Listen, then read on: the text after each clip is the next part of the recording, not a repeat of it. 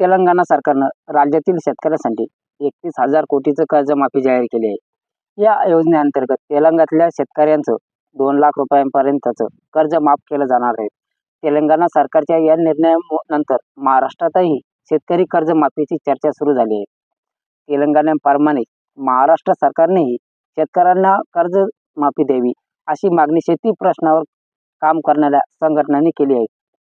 विरोधी पक्ष आणि काँग्रेसनेही राज्याचे राज्यपाल रमेश बैस यांची भेट घेत त्यांना कर्जमाफीचे निवेदन दिले आहे. सरकारनं उद्योगपतीचं 10 लाख कोटीचं कर्ज सरसकट माफ केलं, पण कोणत्याही शेतकऱ्याचं कर्जमाफी केलेली नाही, असं राष्ट्रवादी काँग्रेस पक्षाचे शरद पवार गटाच्या नेत्या सुप्रिया सुळे यांनी म्हटलं आहे.